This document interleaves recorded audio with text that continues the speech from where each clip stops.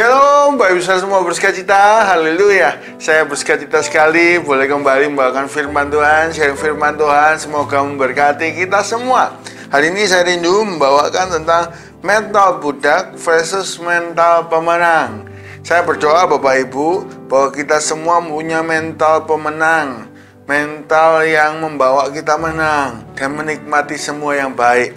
Dalam Bilangan 14 ayat 28-30 dikatakan di sana orang Israel ini memiliki mental budak, ya. Kecuali Yosua dan Kaleb. Mereka yang memiliki mental pemenang adalah Yosua dan Kaleb. Ketika menghadapi tantangan, mereka percaya kepada Tuhan sehingga mereka mendapatkan janji Tuhan. Tetapi sedangkan kebanyakan orang yang keluar dari Mesir, orang Israel yang keluar dari Mesir, mereka memiliki mental budak sehingga mereka selalu berkata dan selalu mengeluh, sehingga mereka menjadi pribadi yang kalah, sehingga mereka tidak masuk tanah Kanaan. Kita belajar hari ini ada 3 mental budak yang dimiliki orang Israel sehingga mereka tidak bisa menikmati semua yang baik. Saya berdoa Bapak Ibu memiliki mental pemenang sehingga kita semua boleh menikmati semua yang baik, ya. Bukan yang gagal, bukan yang berhenti di padang gurun, meninggal di padang gurun, atau proses yang belum selesai, belum sampai tujuan. Nah, ada 3 mental budak. Yang pertama, kita buka bersama-sama dasar firman Tuhan dalam Keluaran pasal 14 ayat 10 sampai 12. Keluaran 14 ayat 10 sampai 12 dikatakan di sana, ketika Firaun telah dekat, orang Israel menoleh, maka tampaklah orang Mesir bergerak menyusul mereka. Lalu sangat ketakutanlah orang Israel dan mereka berseru-seru kepada Tuhan. 12.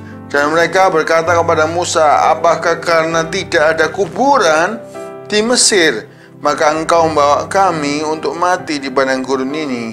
Apakah yang kau berbuat ini terhadap kami dengan membawa kami keluar dari Mesir?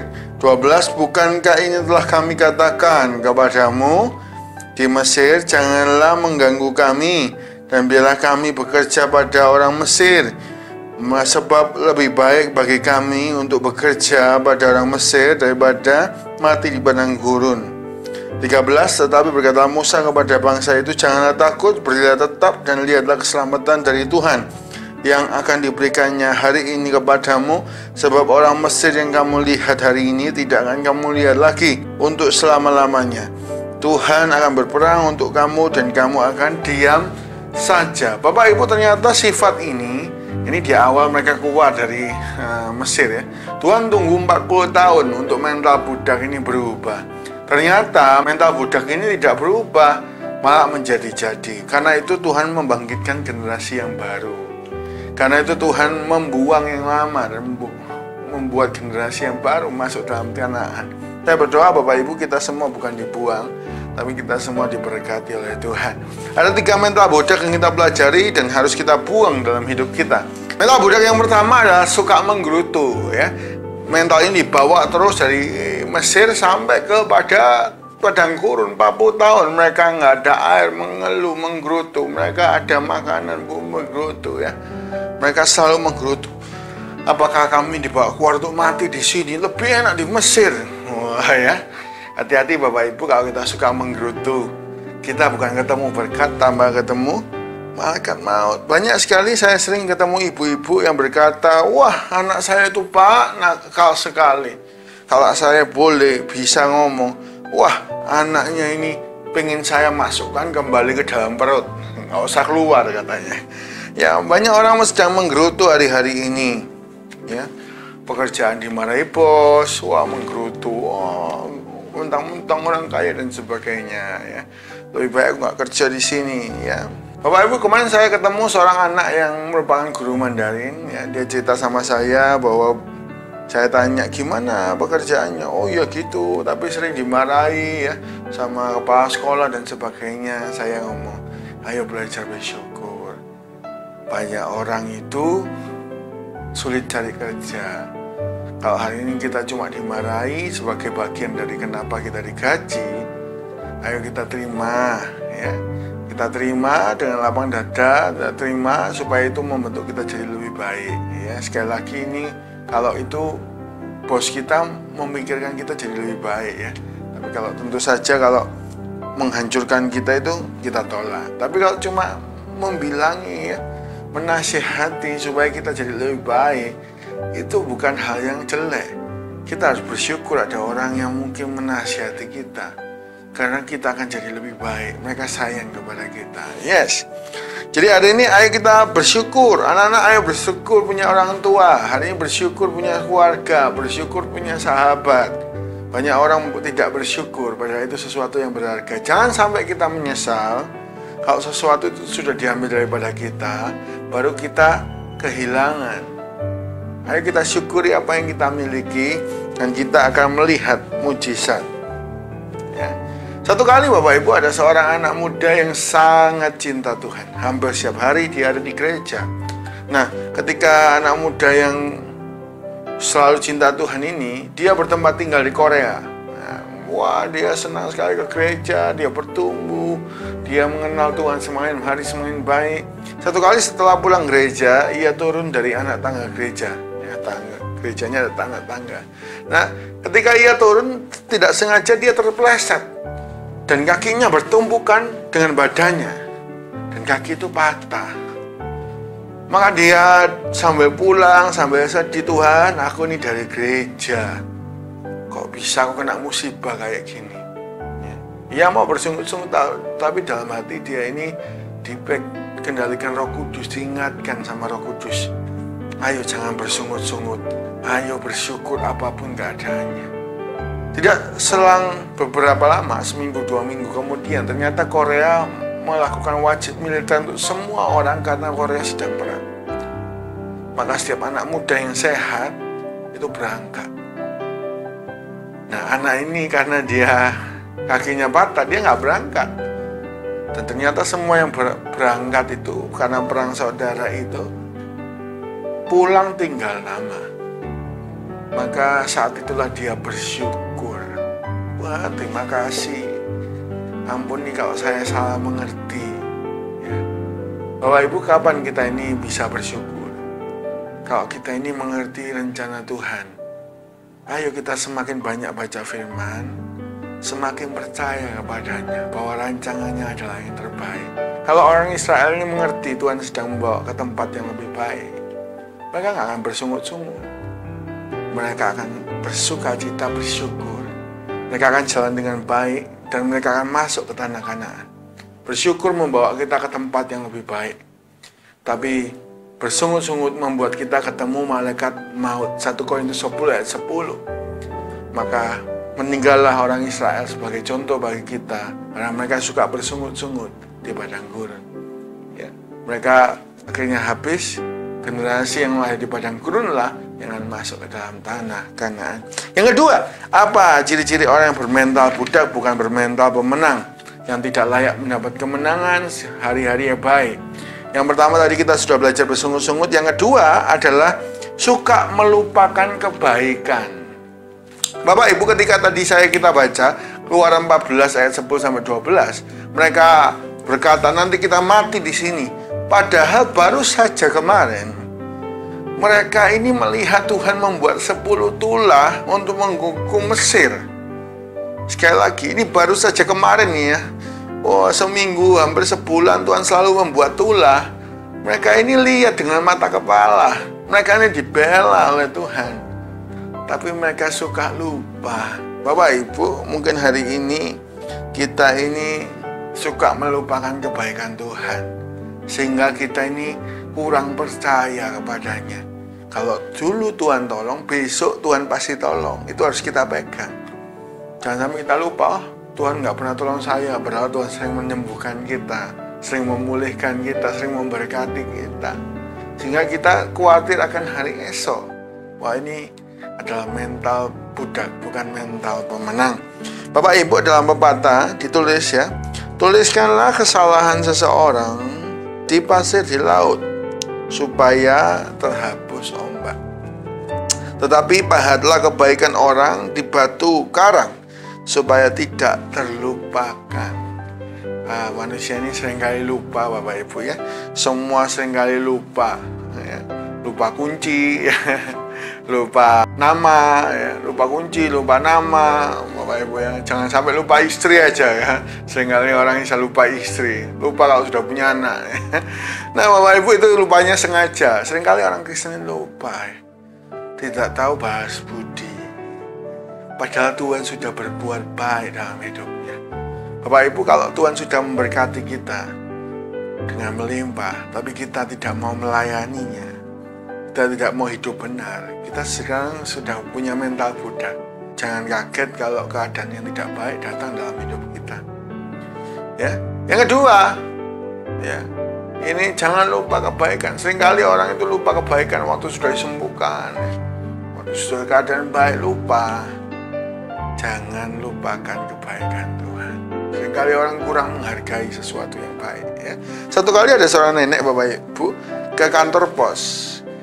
Nah ketika sampai di kantor pos, dia sudah bawa suratnya dari rumah. Ternyata waktu dia taruh di kantor pos itu, dia sudah tempel perangko, ternyata dia lupa tulis alamat cucunya. Dia mau ngirim surat ini kepada cucunya. Nah, dia lupa untuk membawa kacamatanya, jadi sehingga dia nggak bisa lihat dan nggak bisa nulis. Maka tukang pos dengan baik hati berkata, "Nenek, saya tuliskan ya." "Oh iya, ya, terima kasih ya." Lalu dia, "Tolong tuliskan ya untuk cucu saya. Ya, namanya ditulis, alamatnya ditulis ya. Dari nenek, namanya nenek ditulis." "Oke, sudah ya Nek ya." "Oh Pak, tolong ditambahi ya tulisannya di bawahnya. NB, note. Maaf tulisannya jelek." Bapak itu nulis sambil mangkal, ya maaf tulisannya. Seringkali kita seperti Bapak itu ya, nolong orang tapi orang itu tidak menghargai. Banyak orang juga berlaku demikian dengan Tuhan. Tuhan sudah mengubahkan hidupnya, Tuhan sudah memberkati, tapi kita seringkali berbicara bahwa Tuhan karyanya tidak ada. Tuhan karyanya jelek dalam hidup kita. Ayo kita belajar untuk setia. Orang Israel sering lupakan Tuhan. Di padang gurun mereka berpindah-pindah dewa. Ada dewa lembu emas. Wah, terus mereka cari dewa-dewa yang menyakiti hati Tuhan. Lupa Tuhan ini sudah nolong mereka. Ya, janganlah lupakan kebaikan Tuhan. Maka kita jadi orang yang setia dan siap diberkati oleh Tuhan. Yang ketiga Bapak Ibu, yang terakhir, apa mental budak itu? Saya ulang, yang pertama adalah mental bersungut-sungut. Tidak bisa melihat semua yang baik, ya. Tidak pernah bersyukur. Ya. Ayo kita bersyukur hari ini, apapun badai, jangan lupa setelah badai pasti ada pelangi. Ya. Setelah ada masalah pasti ada berkat. Daud naik karena ketemu masalah besar namanya Goliat. Maka itu jadi pintu promosinya. Hari ini kalau kita punya masalah besar, mungkin ini pintu promosi kita. Ayo kita bersyukur, doa, pahami rencana Tuhan yang mau Tuhan nyatakan dalam hidup kita. Yang kedua, mari kita semua jangan lupakan kebaikan Tuhan. Terus ingat, tanamkan dalam hati Tuhan baik, dan selama-lamanya Tuhan pasti tolong kita, memberkati kita. Yang ketiga, orang Israel punya mental budak apa? Tidak suka adanya perubahan yang lebih baik. Orang kalau punya mental budak itu suka hidup di masa lalu. Mereka selalu berkata, enak kerja di Mesir, ya. Enak, dapat bawang bombay. Enak di sana bila kami mengabdi pada Firaun. Padahal mereka sendiri yang minta tolong untuk keluar. Keluaran berkata, Tuhan mendengar teriakan umatnya yang disiksa oleh Firaun. Ya. Wah, makanya seringkali orang itu suka lupa ya, ingatnya yang baik-baik di masa lalu, sehingga masa hari ini dan depan nggak mau berubah, ingin kembali ke masa lalu. Wah, jadi Bapak Ibu, memang perubahan itu ada pengorbanan. Tapi kalau kita nggak mau berubah, kita pasti akan mati. Kalau kita nggak mau maju, kita pasti tertinggal dan kalah. Nah, contohnya siapa? Saya membaca salah satu contohnya adalah Nokia. Bapak Ibu, dulu Nokia, kita semua punya handphone itu Nokia. Nokia adalah rajanya handphone. Ya. Lalu satu kali ketika dia sudah berjaya menjual setiap tahun berapa ribu, berapa juta handphone sel. Dia luar biasa. Lalu dia ditawari Android. Ya, Bapak Ibu ya. Android ini cikal bakalnya Samsung dan sebagainya. Sekarang kita semua pakai Android. Nah, wah, Nokia melihat Android ini sebagai perusahaan kecil yang tidak berdaya. Dia nggak mau belajar. Dia nggak mau berubah. Apa yang terjadi? Satu kali saya melihat video CEO-nya itu sambil menangis. Dulu kami melihat Android ini seperti semut. Tetapi sekarang kami gagal. Sambil menangis dia berkata, Android sudah menguasai pasar dan kami gagal. Nokia bukan lagi jadi pilihan utama karena dia berhenti untuk berubah jadi lebih baik. Bapak Ibu, kalau mau jadi pemenang, ayo kita terus belajar untuk jadi lebih baik dan lebih baik lagi. Biarlah kita menuju punya mental kemenangan, mental pemenang. Itu waktu orang itu mau belajar. Orang Israel kalau belajar Tuhan, mereka pasti menang. Mereka mau masuk ke tanah Kanaan. Mereka belajar untuk hidup yang berbeda. Memang berbeda dari Mesir ke tanah Kanaan. Dari hamba ya, menjadi bos. Ya. Punya tanah sendiri, punya kerjaan sendiri. Ini perubahan yang sulit bagi seseorang. Tapi kalau kita mau berubah jadi lebih baik, kita punya mental pemenang. Bapak Ibu, ayo kita berubah jadi lebih baik. Semakin hari semakin rohani. Semakin hari semakin mengerti firman. Kalau enggak kita akan ketinggalan. Semakin hari semakin berkenan kepada Tuhan. Secara pekerjaan kita terus belajar. Terus belajar. Wah, ada sesuatu yang baru kita pelajari. Ada teknologi mungkin ya. Ada hal-hal yang kita pelajari lebih baik. Karena banyak orang sedang kehilangan pekerjaan karena mereka nggak mau belajar. Contoh yang sering kita lihat, dulu orang kalau mau ngambil gambar dari langit, itu harus menggunakan helikopter beserta kameramen. Jadi ada dua orang, pengemudi helikopter dan kameramen. Nah sekarang diganti sama apa? Drone. Bapak Ibu, drone itu adalah mesin remote control ya, yang membawa kamera. Jadi dia langsung terbang pakai drone. Nah, dia terbang pakai drone, nggak perlu lagi helikopter dan kameramen. Kalau penerbang helikopter nggak belajar, kameramen yang di helikopter nggak belajar, maka mereka kehilangan pekerjaan. Mereka kehilangan berkat. Ayo kita berusaha untuk berubah jadi lebih baik setiap hari. Kita berubah jadi lebih baik untuk kemuliaan Tuhan. Dan pastilah kita berkemenangan. 3 hal yang harus kita buang dari mental budak kalau ada dalam hidup kita supaya kita berkemenangan. Yang pertama, buanglah sungut-sungut. Berbanyak ucapan syukur karena Tuhan punya rencana yang baik dalam hidup kita. Yang kedua, janganlah lupakan kebaikan Tuhan. Ayo ingat kebaikan Tuhan dan belajar terus membalas dengan setia. Maka kita akan berkemenangan. Kebaikan Tuhan itu semakin melimpah dalam hidup kita. Dan yang ketiga, biarlah kita semua berubah menjadi lebih baik. Jangan benci perubahan. Ayo kita berubah jadi lebih baik sampai Tuhan Yesus memanggil kita adalah versi terbaik dari apa yang kita bisa hari ini. Adalah versi terbaik, versi anak terbaik, versi itu suami terbaik, versi istri terbaik yang kita bisa. Versi hamba Tuhan yang terbaik. Sampai Tuhan berkata kepada kita semua, hai hambaku yang baik dan setia. Engkau telah setia dalam perkara kecil, terus berubah. Terimalah kepada kebahagiaan Tuhan. Ya, Bapak Ibu, saya berdoa Bapak Ibu semua diberkati, semakin diberkati, semakin berkemenangan dan memuliakan Tuhan. Sampai jumpa, Tuhan Yesus memberkati.